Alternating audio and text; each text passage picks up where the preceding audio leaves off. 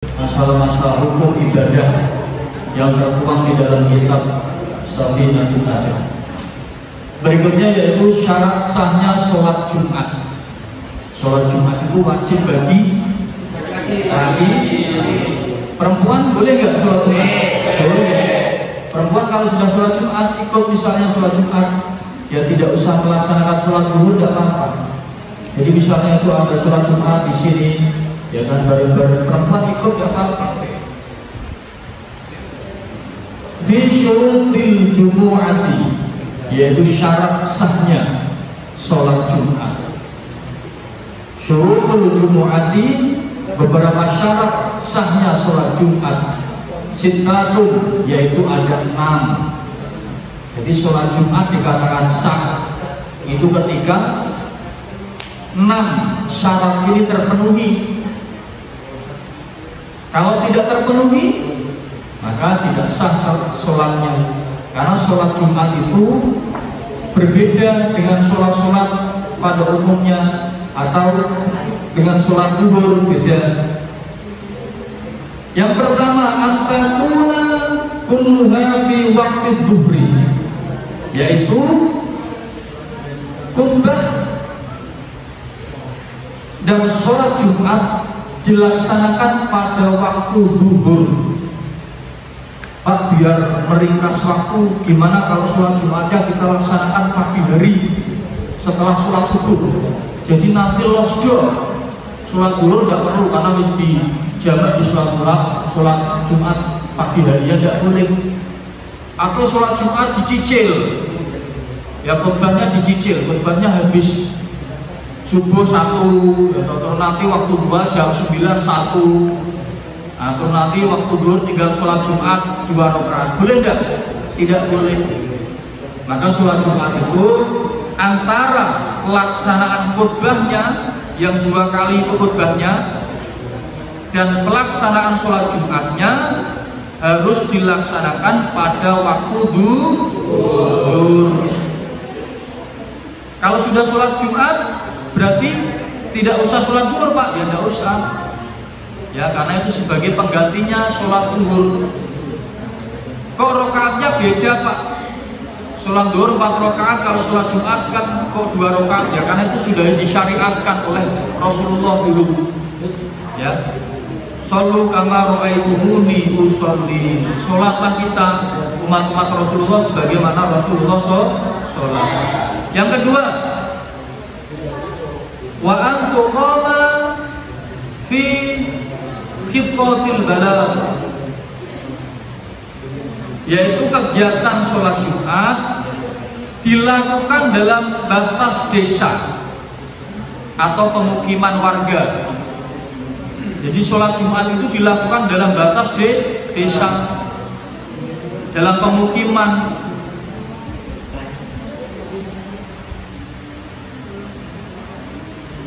Dalam satu desa, misalnya dilakukan sholat Jumat 3 kali, 2 kali misalnya, dalam satu desa 2 kali di masjid yang sama. Kayak kamu yang sholat dulu kan ada kloter pertama, ada kloter kedua, loh. Ya tidak boleh. Kalau sholat Jumat tidak boleh. Kalau sholat zuhur boleh. Kamu sholat pertama yuk, karena jamaahnya banyak, mungkin musolanya atau masjidnya tidak mencukupi 2 kloter, 3 kloter, tidak apa-apa sholat zuhur. Tapi kalau Jumat tidak boleh. Khutbahnya 2 kali, sholat Jumatnya 2 rakaat tapi 3 kali, ya tidak boleh. Yang sah hanya sholat yang pertama. Kecuali misalnya, di dalam satu desa itu ada konflik. Sak desa itu ada konflik, ada masalah, ya kan? Antara RW 1 dan RW 2. Kalau sampai 2 RW itu ketemu, itu pasti berantem, tawuran misalnya.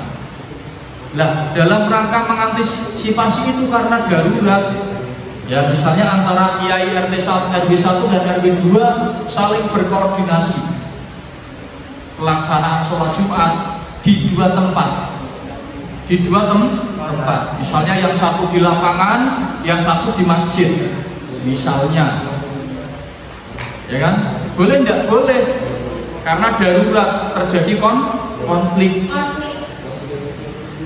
Dilaksanakan pada waktu zuhur bersamaan, ya, tidak di dalam satu tempat berkloter, enggak. Kalau seperti itu bisa jadi nanti sholat Jumat RW 1 pas dia sholat diserbu sama RW 2 kalau kloter seperti itu kan. Nah, kecuali pada saat konflik beda. Nah, dilaksanakan wa an tuqala fi khitabil balad. Kegiatan sholat Jumat tersebut dilakukan dalam batas desa atau pemukiman warga, kabupaten. Jadi siji juga nggak mungkin kabupaten rombone ora karuan. Sing Sukorejo, Bojo, Kudus, Kabeh dengan alun-alun kedian tidak muat. Ya maka satu desa. Wa an tusolli jama'atan. Yang ketiga, dilakukan secara berjamaah. Sholat Jumat itu berjamaah, tidak boleh sendiri-sendiri, ya kan? Kayak sholat ba'diyah, qobliyah sendiri-sendiri. Kalau qobliyah Jumat, ba'diyah Jumat boleh sendiri. Kan kamu kalau sholat Jumat itu habis wudu sampai masjid, ya kan? Sampai masjid, misalnya di Masjid Bina Utama ini kan kamu sholat 2 rakaat. Itu namanya sholat tahiyatul masjid. Atau kamu sholat 4 rakaat 2 kali salam. Yang pertama ada sholat syukrul wudu, kemudian dilanjut sholat tahiyatul masjid. Kemudian setelah adzan pertama kan sholat, itu namanya sholat qobliyah Jumat. Setelah sholat Jumat ada sholat pagi, namanya sholat ba'diyah Jumat. Jadi kalau ada orang sholat 4 rakaat 2 kali salam sebelum adzan, itu namanya sholat syukrul wudu dan sholat tahiyatul masjid sunnah. Itu nggak usah jamaah, nggak apa-apa. Tapi kalau sholat Jumatnya setelah adzan, setelah khutbah kedua, kemudian dilanjutkan qomat, wa an tusolli jama'atan, dilakukan secara berjamaah. Nah, kemudian minimal dilakukan berjamaah itu di rakaat pertama. Minimal di rakaat pertama. Rakaat kedua boleh tidak berjamaah. Ternyata disebut dengan mufaroqah, yaitu berpisah dari imam. Jadi setelah rakaat pertama kamu ikut imam, rukuk, sujud, ikut imam, ngadeg. Rakaat kedua, yang rakaat keduanya kamu sendiri tidak apa-apa. Mufaroqah, memutuskan diri dari imam atau berpisah dengan imam, ya kan? Tapi itu pun dalam keadaan kamu punya sesuatu, punya ketergesaan, punya alasan, tidak untuk main-main, ya kan? Buat main-main, dicepet ke sulati. Misalnya contoh gini, contoh kamu jadi kemarin kan ini lagi panen padi, atau yang daerah sana lagi panen tembakau misalnya, ya toh. Nah, tadi panas waktu sholat Jumat, setelah rakaat pertama tidak apa-apa, tiba-tiba setelah bangun dari sujud naik mau rakaat kedua hujan, gerimis misalnya, gerimis. Nah, kamu langsung ambil rakaat kedua, ya, kamu mufaroqah, memutuskan diri berpisah dari imam, rukuk, sujud, salam lebih dahulu. Walaupun imam belum selesai, kamu tidak apa-apa, ya kan? Soalnya kalau hujan nanti tembakau yang kamu peme atau padi yang kamu jemur itu basah, ya kan? Misalnya kan nanti nggak jadi padi misalnya, itu adalah satu-satunya bahan makanan yang sangat harus diselamatkan. Nah, itu tidak apa-apa, karena memang ada sesuatu yang mendesak, gitu ya. Kemudian yang keempat, wa ayyakuna arba'ina akhrar,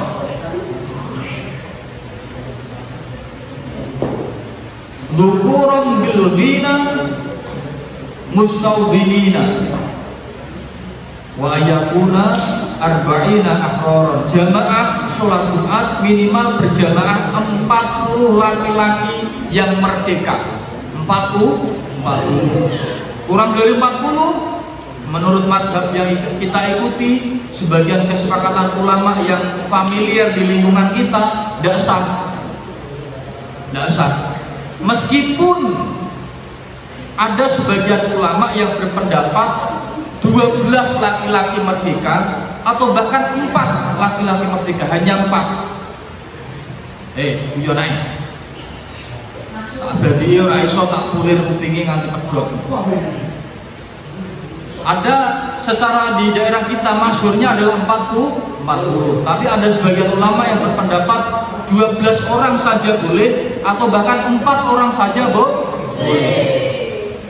Dzukuram bil ghina, merdeka dan balik. Balik itu berarti sudah dewasa, sudah mimpi basah bagi yang laki-laki. Mustaudinina, dan asli penduduk daerah itu, bukan pendatang, asli penduduk daerah itu untuk syarat yang keempat. Kemudian syarat yang kelima, wa Allah tasbiqaha wa la tuqarinaha jumu'atun fi tilkal balad, tidak didahului atau berbarengan dengan Jumat lain dalam satu desa. Wa Allah tasbiqaha wa la tuqarinaha jumu'atun fi tilkal balad, tidak didahului atau berbarengan dengan Jumat lain dalam satu desa. Dengarkan. Contoh misalnya dalam satu desa, masjidnya masih cukup untuk melaksanakan sholat Jumat. Ya misalnya dalam satu desa itu kapasitas jumlah warganya, khusus yang laki-laki, balik, merdeka, ya kan, mukimin asli situ, berakal, ya itu jumlahnya ada 100 misalnya, 100 laki-laki. Lah masjidnya itu kapasitas muat orang 200 itu muat. Maka dalam satu desa tidak sah ketika melaksanakan sholat Jumat di 2 tempat, karena satu masjid itu saja sudah memenuhi syarat, masih muat. Kecuali masjidnya kecil, sempit, di sana agak luas, masjidnya sempit di gang, ya kan? Nanti kanannya ada sungai, kirinya ada kebun misalnya. Sedangkan jumlah mungkin di situ ada 200 atau 300 laki-laki. Sedangkan masjid itu diisi 100 orang saja tidak muat, susuan. Maka boleh dalam satu desa itu membuat masjid lagi dengan catatan sangat darurat, tidak muat masjidnya, dan tidak ada orang yang menghibahkan tanah di daerah itu, sekitar situ. Nah, tiba-tiba ada orang menghibahkan tanah berupa sawah di tempat yang luas, maka boleh dibangun di masjid itu walaupun dalam satu desa. Nah, Jumatnya pelaksanaannya 2 berarti 2 di tempat yang pertama itu karena sempit, yang tidak muat, yang lainnya yang lebih dekat di masjid baru yang lebih luas. Boleh.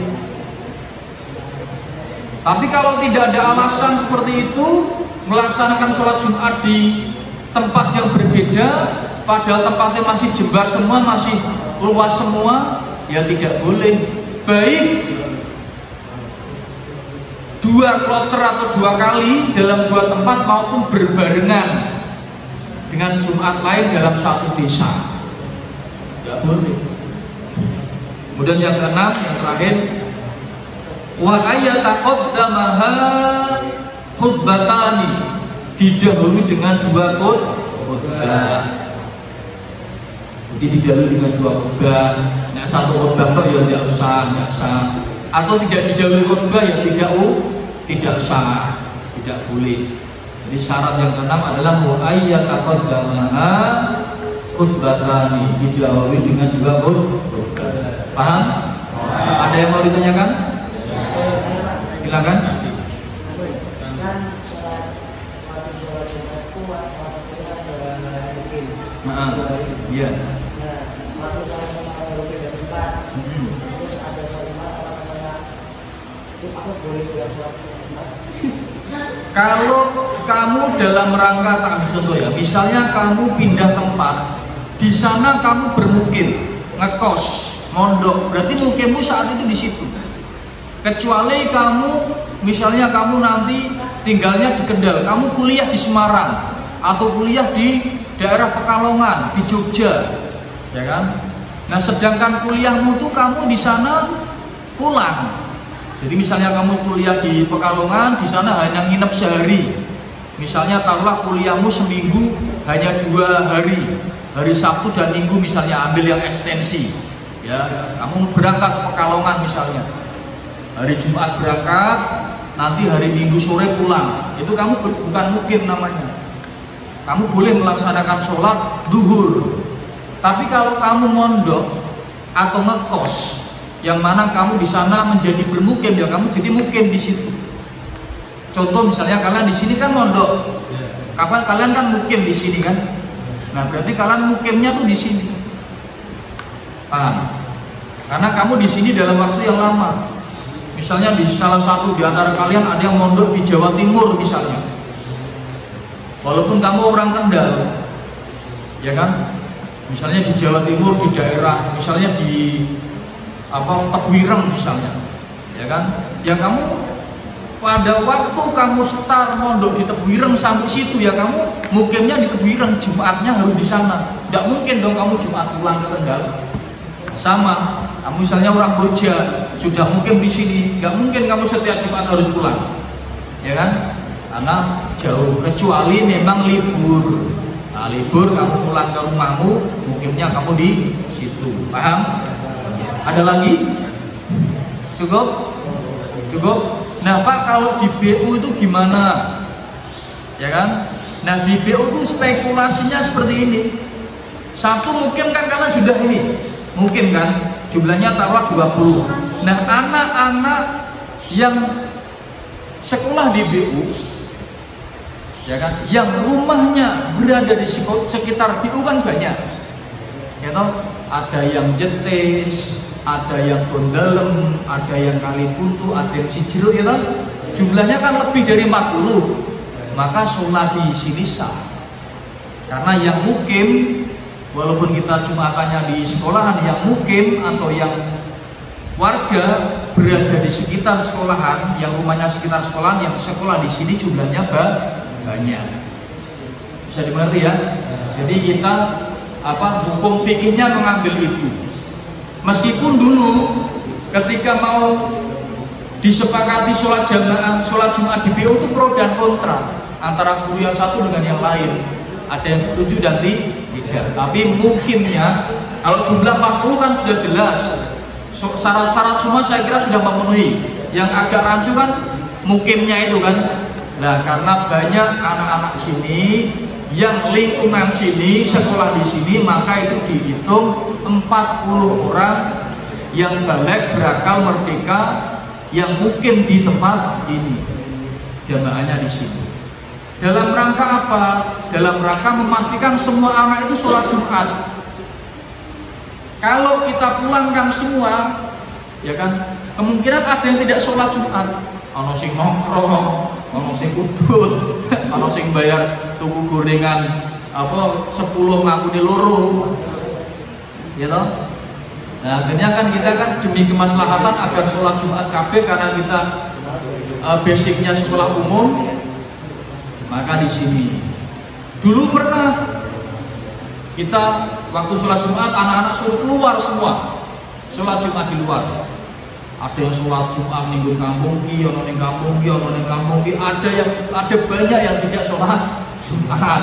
Ono sing nongkrong ning warung, ono sing depipis ning pojokan, ada yang tidur di kelas. Nah akhirnya untuk menseragamkan dalam rangka mendisiplinkan semua siswa supaya melaksanakan sholat Jumat, maka kita sepakati untuk sholat Jumat di masjid sekolah dan syarat-syaratnya sudah terpenuhi, ya kan? lebih dari 40 anak sekolah sini yang asli kampung sini yang sekolah di sini, ya kan? Kan ada yang Jetis, ada yang Sijiro, ada yang Bundel, kan semuanya kan berada di lingkup sekolah. Bisa dimengerti? Ada lagi pertanyaan? Cukup? Oke, kalau cukup, saya akhiri. Mari kita akhiri dengan membaca suratul Fatihah bersama-sama. Al-Fatihah. A'udzubillahi minasyaitonir rajim. Bismillahirrahmanirrahim. Alhamdulillahirabbil alamin arrahmanir rahim maliki yaumiddin. Iyyaka na'budu wa iyyaka nasta'in ihdinas siratal mustaqim. Shiratal ladzina an'amta 'alaihim ghairil maghdubi 'alaihim waladdallin. Wassalamualaikum warahmatullahi wabarakatuh.